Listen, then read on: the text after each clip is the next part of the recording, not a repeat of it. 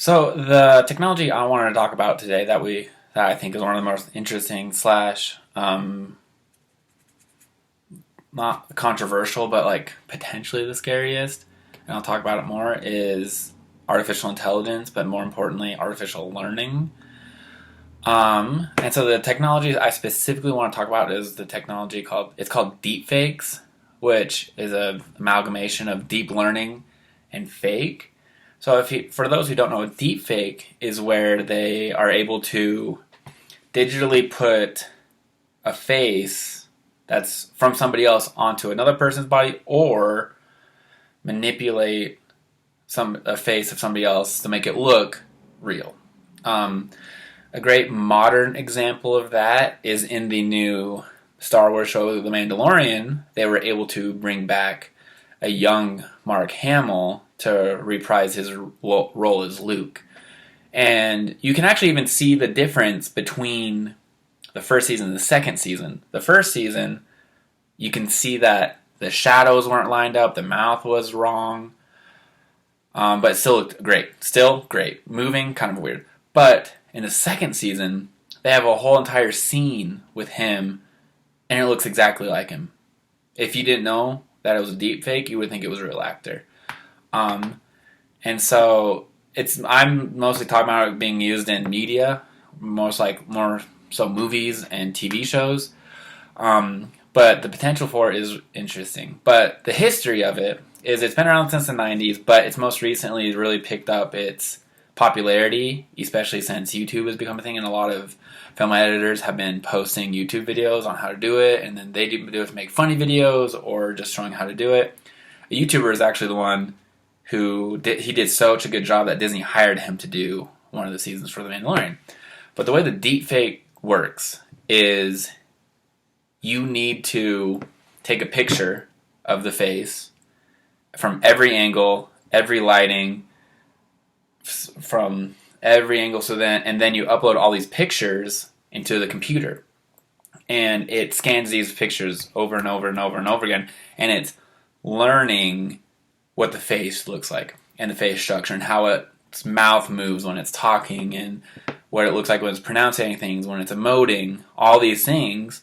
And so then what you do is once it learns the face, you can pull up a video you can record someone, and then you can tell the computer, like, okay, put my face on his body, or Mark Hamill's face on that actor's body, and it will do it. It will line up the eyes, it will line up the mouth, and it will make it look like it's that person's face on there. It's still the actor acting and making these voices, making these emotions, but the computer will then create a deepfake, or create the person's plastered over it after learning how it's going to look if it sees that person and knows how the previous face will look doing it as well, so it can put it on there.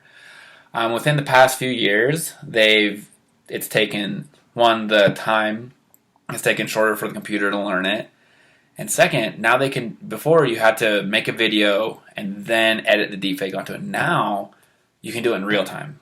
It is a little still janky, so it's not as good, but the fact that it's progressing so fast, even within a year or two, is crazy. And the reason why it can possibly be concerning is because it's going to get to a point,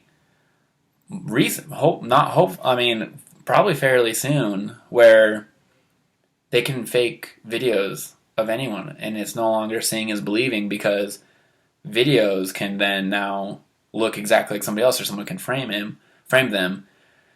And not only that, before it was just a facial structure, but now they're able to make completely digital voices in a very similar way, where you upload hours of voice footage of somebody, and it's going to be able to recreate that voice, and you can just type in what you want it to say, and it'll say it.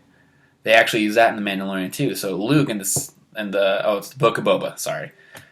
And the Star Wars show, it's a completely fake Luke and a completely fake voice. But if you didn't know, you would be able to hear it. There are still some bugs and you can still hear it, but the fact that you can upload hours of footage into an AI system that will learn the person's face perfectly, and then they're able to, and voice, and then they're able to put it on somebody else's face and their voice is really cool on a movie side point, because now we can bring back old actors or de-age actors and like see these people who we used to know. But then in the grand scheme of things, people with technology will always abuse it.